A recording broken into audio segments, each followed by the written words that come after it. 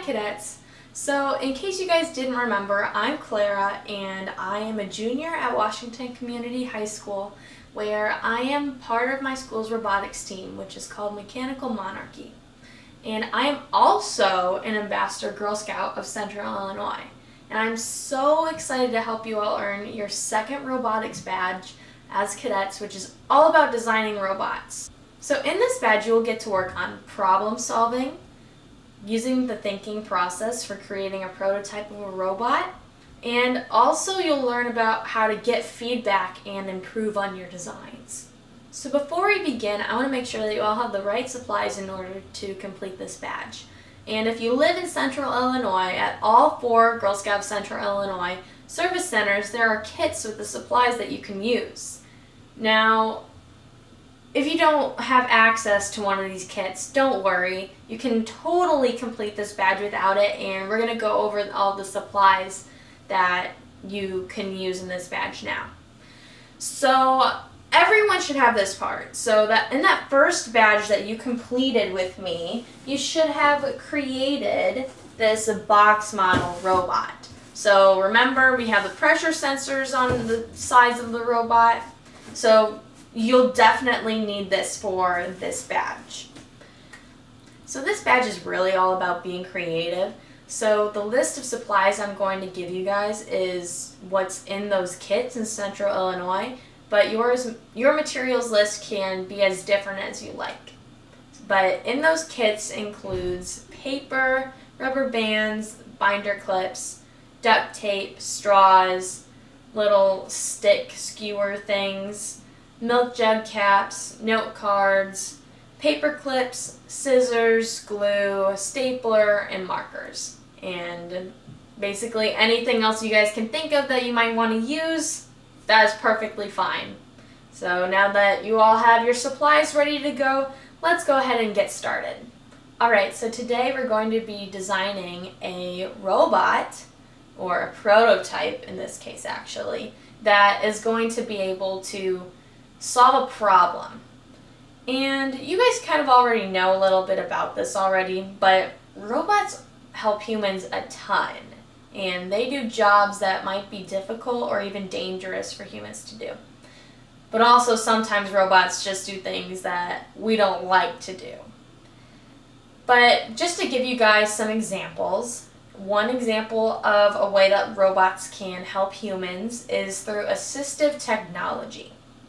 And this is when people that are missing like limbs, like their arms or legs, or are paralyzed, and robotic limbs help them to move around. There's also home care aides, which is kind of like a robotic nurse. And this is a robot that hangs out with elderly people and records important information like temperature and blood pressure. Also, you remember those things that I said that robots do that humans just don't like to do? Well, this occurs a lot within houses.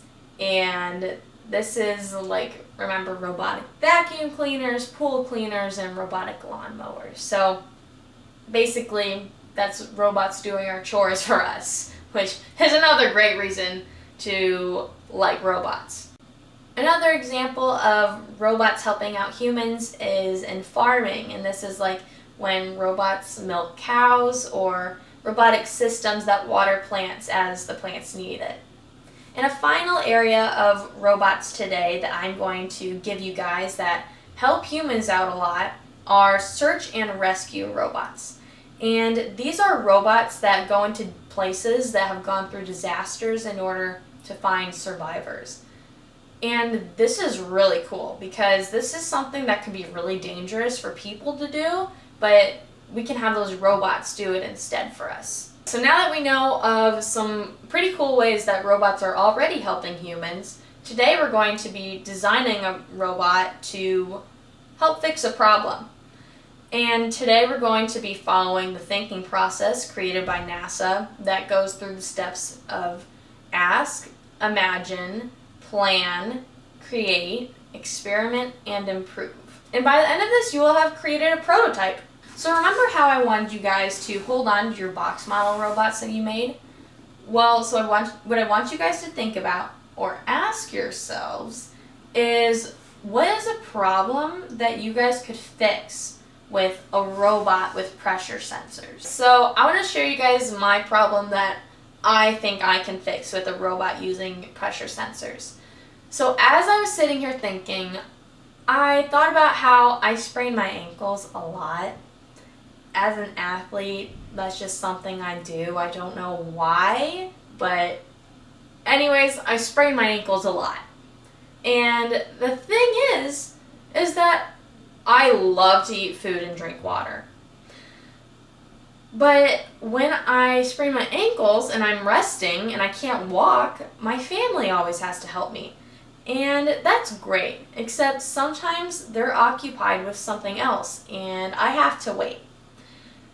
So I kind of thought to myself, what if I had a robot that was able to bring my food and water to me? And then I was like, wait, I could use pressure sensors with that robot because if I have a glass of water sitting on top of this robot, they have to not bump into things, because if they do, that could topple over that glass of water.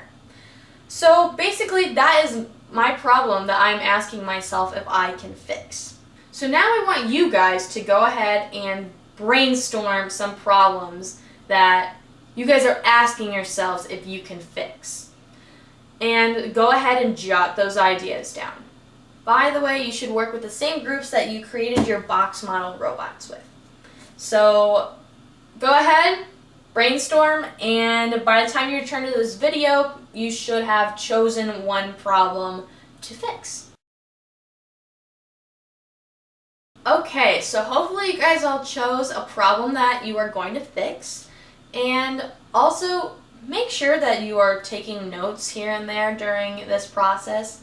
And leaders, if you can, also please try and take pictures of the girls and their prototypes that they're making. And this is important because this is known as documentation and will help to show others in the end the process you went through to create your design. And this will also help you to share your design as well. So the next part is to imagine, and what I want you guys to do is to brainstorm all the ways you could possibly design your robot. So I'm going to go ahead and give you guys some examples of things you should definitely be thinking about. So how will your robot get around? Will it use wheels or legs, or can it even fly? Or does your robot need additional pressure sensors? Will it need less? Do you need to take some off? So are there any other types of sensors that your robot would need? Does your robot need to grip things with claws or grippers? What additional materials will you need? How can you work within the materials that you already have? Does your robot need to interact well with people? And are looks important for your robot? Meaning, does it need to have a certain appeal for the type of people that it might be working with? So now that I gave you guys some ideas, you should all definitely collaborate with your groups and just imagine what you think your prototype will look like.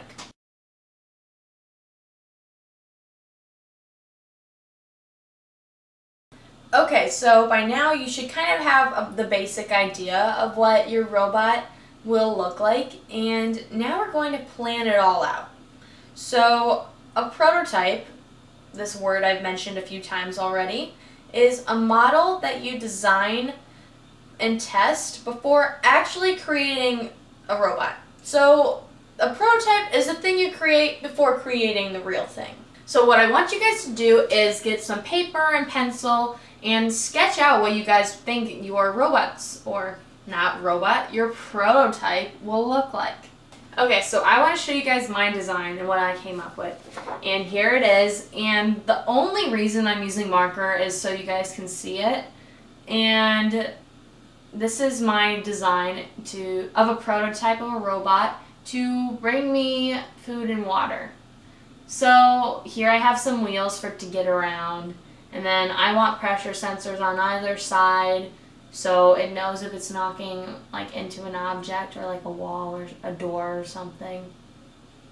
And here I have like an arm with a claw at the end so it can grab the food or water. And up here I have like this little thing, and it's acting as like a tray for the robot to put the food and water on. So that's all, nothing fancy. So go ahead and just design your robots and sketch it out.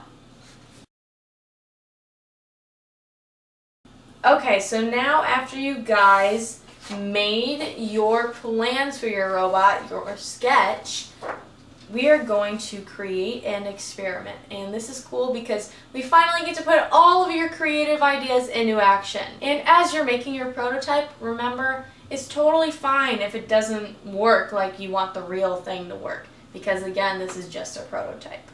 So I'm going to go ahead and create my own prototype based off of what I planned, and I'm going to show you that in just a second. Okay, so this is the prototype I created, and it's kind of a mess, but that's okay. It's just to give you a basic idea.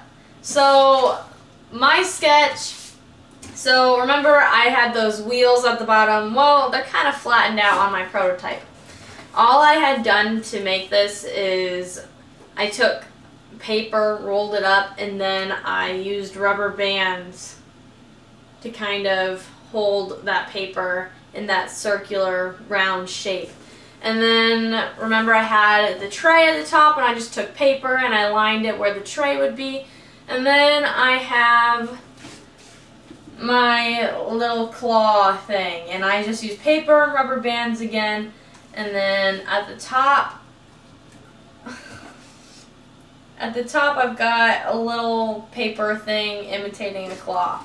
And in the middle, you can't really see because it's covered up by tape, but I have a little milk jug cap to kind of imitate like where a joint would be. So on the real thing, this could move, you know. But nothing too difficult. I mean, it's definitely not perfect, but that's okay because you know it's a prototype. So I'm gonna put this thing aside. So go ahead and just build and create your prototypes. Okay, so now that you've all created your prototypes, we're all gonna improve on our designs. And this is done by sharing and getting feedback. And as you guys saw, my robot was certainly, or my prototype was certainly not perfect, and there are things that I can improve on. And so what you're gonna do is you're gonna share your prototype with other girls in your troop. Or if you guys all kind of worked on one prototype, because you guys might be short in numbers or something, then just show your leaders and get their feedback. Okay, so go ahead and share your prototypes with your troop and listen to what they have to say. Okay, so now that you've all kind of shared your prototypes with one another and got that feedback, if you have time, go ahead and fix something on your prototype that you learned that you can do better.